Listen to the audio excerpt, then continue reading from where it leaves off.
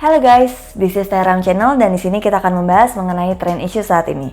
So, let's take a look.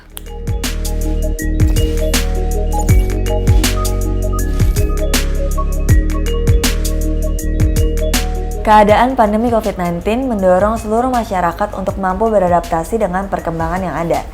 Selama pandemi, masyarakat melalui transformasi digital dipaksa untuk lebih dekat dengan teknologi.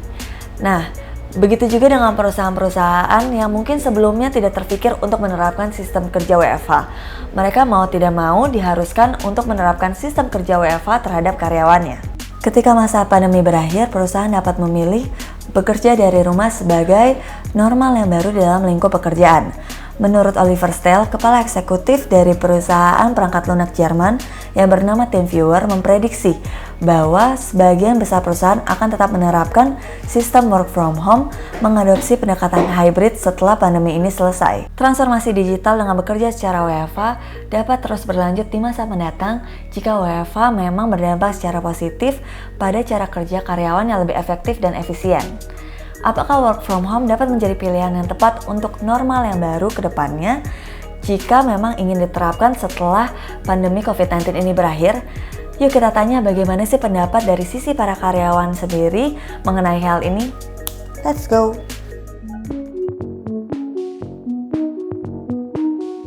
Halo, saya Jonathan, umur saya 25. Halo. Hai, Namanya siapa? Vanessa. Umur? 25. Halo, nama gue Arvan, umur gue 27 tahun. Halo, Moni, umur 29 tahun. Halo, nama gue Christian, umur gue sekarang 25.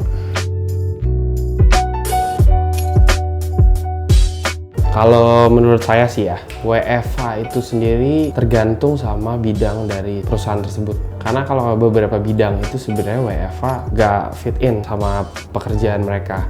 Tapi untuk beberapa bidang mungkin kayak marketing atau mungkin desain, itu kayaknya memang mereka nggak perlu satu ruangan khusus gitu. Virtual office pun mereka fine. Tapi kalau saya kan di bidang legal, nah itu agak susah untuk kerja secara remote atau virtual office ya. Karena saya butuh lihat dokumen dan kadang dokumen itu harus dokumen fisik yang bersifat confidential. Jadi tergantung dari bidang apa dulu nih perusahaan itu bergerak. Karena kalau kita juga nggak tektok secara langsung sama tim itu susah. Kalau di bidang saya.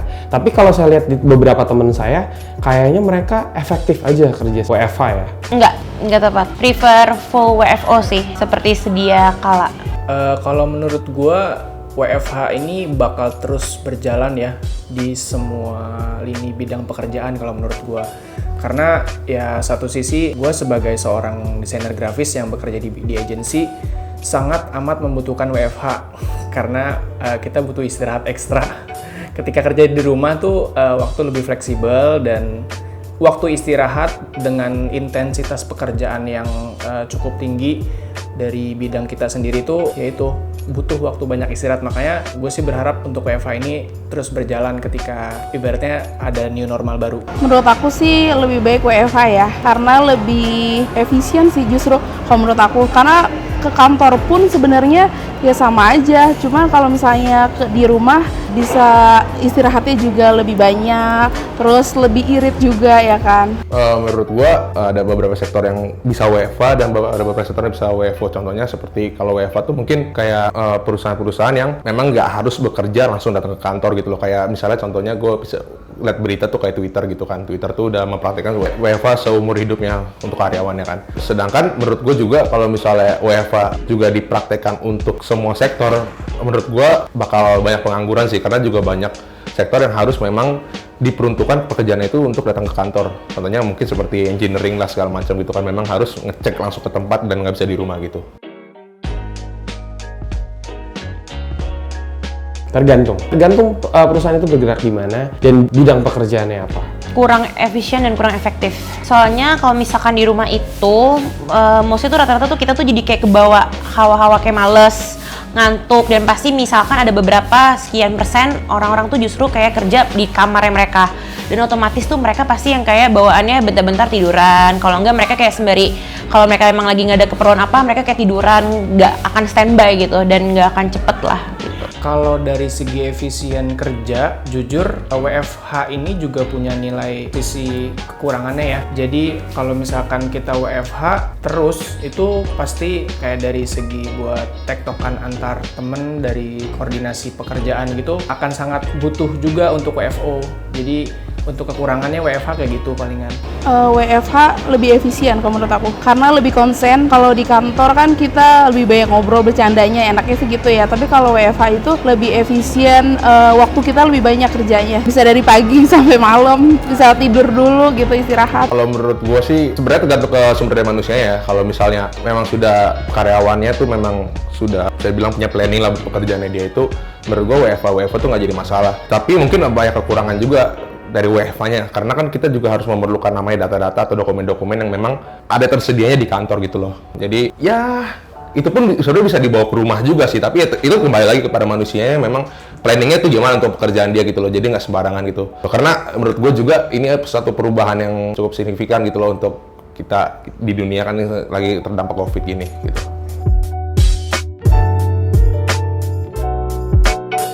Sebenarnya sih in terms of employee-nya sendiri ya, karena nggak semua employee bakal taat sama peraturan. Walaupun beberapa yang saya lihat perusahaan itu agak strict, jadi harus ada report, harus ada Zoom meeting tiap jam, dan itu pasti lebih monitor employee. Tapi kita nggak bisa mengatur semua employee-nya kan, kecuali memang itu udah menjadi habit mereka. Kedua, kalau misalkan itu, saya bukan ngomong masalah usia, tapi kalau usia 40 tahun ke atas, it will be hard untuk mereka kerja virtual office karena mereka udah bertahun-tahun. Apalagi usia 50 tahun ke atas, udah biasa bertahun-tahun bekerja secara work from office gitu loh. Kalau anak-anak muda kan lebih cepat menangkap perkembangan zaman, teknologi.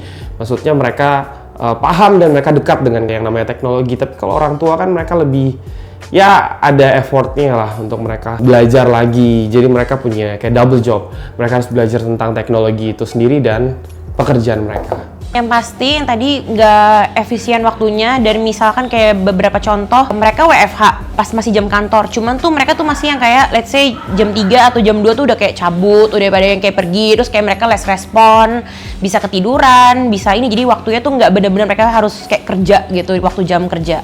Kalau dari sisi negatifnya WFH sih jujur pengeluaran gue buat internet, buat listrik, terus waktu istirahat yang terlalu sedikit ya, karena kalau misalkan kita kerja di rumah, jujur di bidang agensi ini kita kerjanya tuh kadang nggak ingat waktu. Jadi kalaupun kita WFH itu banyak istirahat, tapi tetap kerja pun jadi lebih banyak, seperti itu. Dampak negatif kalau kita WFH, paling internetnya itu yang kadang-kadang suka lemot gitu aja sih palingan. Pertama nih, kita nggak tahu nih, owner bisnisnya kita nggak tahu nih karyawan kita sebenarnya lagi ngapain gitu. Apalagi dia lagi, gue nggak mungkin gaji lo buat tidur-tiduran, gue nggak mungkin gaji lo buat malas-malasan gitu kan. Ya itu maksudnya salah satu dampak negatif ya tadi ya. Untuk karyawannya juga, sebagai karyawan itu kerja gitu loh. Bukan kayak malas-malasan atau tidur-tiduran gitu sih. Idealnya kan kayak gitu ya kan, ya nggak sih? Gitu. Lebih males gitu ya. Iya menurut gue. Jadi ya gitu, nggak ada namanya sistem pengawasan lah gitu di dalam satu perusahaannya gitu.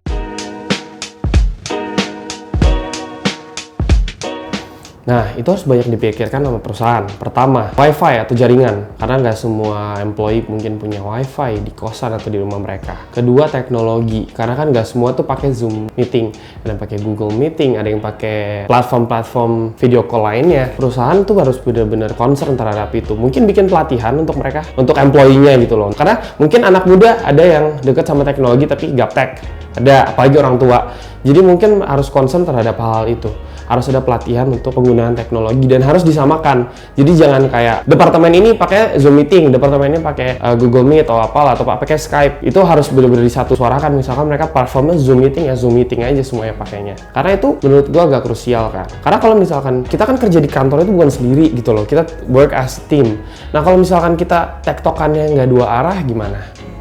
Let's say contoh kayak di kantor gue itu absennya itu kan manual, kita nge-create jamnya sendiri, pulangnya juga sendiri gitu loh, benar-benar manual. Kalau bisa memang disediakan sistem di mana untuk absennya itu benar-benar pagi, kayak sesuai jamnya on time kayak gitu, dan kayak misalkan waktu untuk baliknya mereka kayak semacam check out lah, check outnya itu benar-benar sesuai sama jamnya kayak gitu, atau enggak mungkin agak tradisional cuman kayak Sherlock kali ya, cuma itu enggak ini banget sih, cuman let's say kayak gitulah contohnya. Kalau menurut gua, nih gue jawab lagi dari sisi gua sebagai seorang karyawan ya. Jujur kalau bisa perusahaan itu lebih kayak memperhatikan dari biasanya misalkan perusahaan ngeluarin uang buat internet di kantor atau listrik di kantor atau uang makan buat di kantor. Sekarang kan dengan adanya pandemi otomatis semua itu di-cut dan dibebankan ke karyawan. Ya paling enggak untuk kedepannya tetap diadakan tapi disesuaikan dengan kondisi ketika memang dia WFH, uang makan dan uang listriknya itu ditanggung oleh karyawan. Tapi kalau misalkan pas dia WFO, tetap ibaratnya beban uang listrik dan makan gitu-gitu tetap dibayarkan dari perusahaan gitu.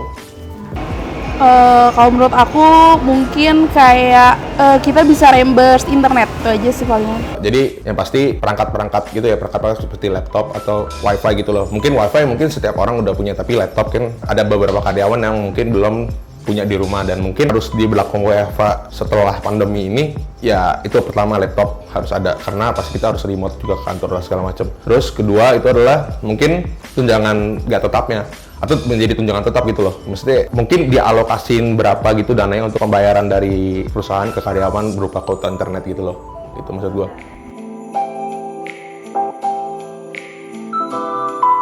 Kebetulan perusahaan gue tuh diisi sama yang mostly itu 40 tahun ke atas. Kayaknya itu akan berlaku WFO. Sekarang kita tuh WFH bener-bener empot-empotan banget. Kita yang anak muda masih fine, tapi orang-orang yang tua itu tetap aja sampai sekarang mereka masih bikin meeting yang face to face.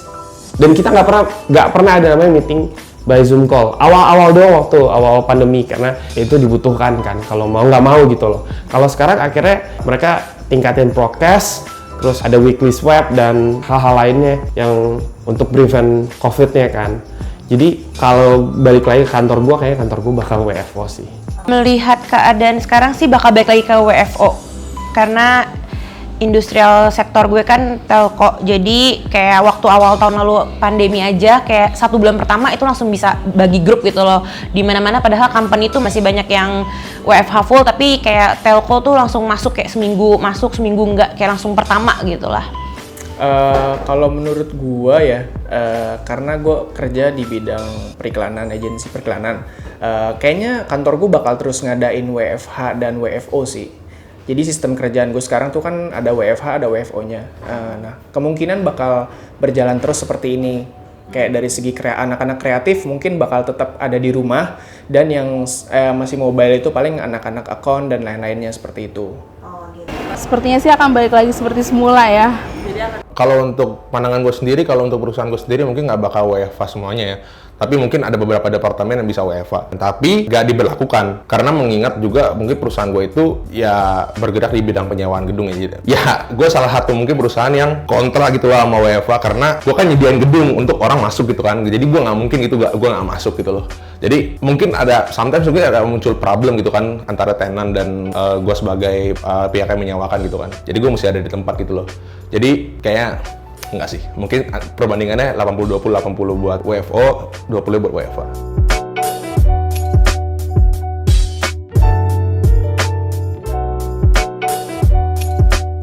Ketika kita bekerja secara WFH, maka ada sisi positif dan ada sisi negatifnya. Dari sisi positifnya, waktu yang kita perlukan tadinya untuk transportasi ke kantor, sekarang kita bisa pakai untuk mungkin berolahraga. Stres karena macet pun jadi bisa dihilangkan.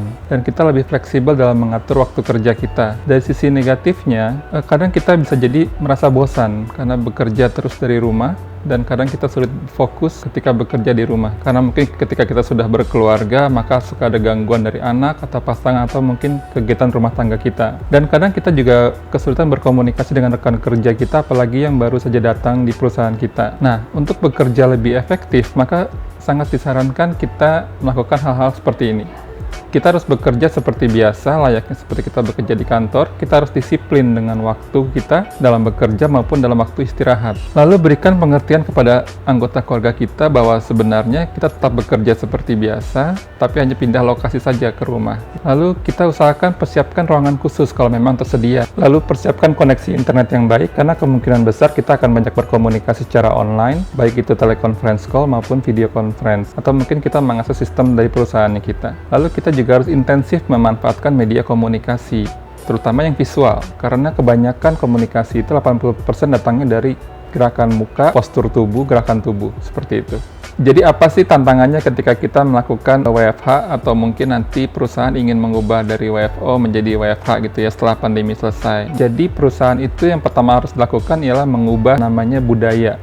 Budayanya harus menjadi task management oriented. Artinya setiap manajer harus dibiasakan dan setiap pekerja pun, staff pun harus dibiasakan untuk yang namanya melakukan pelaporan tentang apa sih yang mereka kerjakan, berapa lama mereka mengerjakan itu, statusnya sudah sampai mana. Ini bisa dilakukan melalui aplikasi maupun simple seperti spreadsheet Excel biasa. Perusahaan juga disarankan untuk melakukan namanya morning call seperti di customer service, di mana setiap pagi semua orang berkumpul bareng-bareng gitu ya. Kita membahas apa yang akan kita lakukan pada hari ini. Lalu ketika sudah selesai pada sore harinya, kita lakukan yang namanya meeting lagi sekali lagi, sebentar saja itu tentang progress update report. Lalu sebenarnya dari WFH ke WFO itu apa sih tantangannya? Yang paling besar ialah bagaimana kita mendevelop psikologis dan sosial dari pekerja itu sendiri.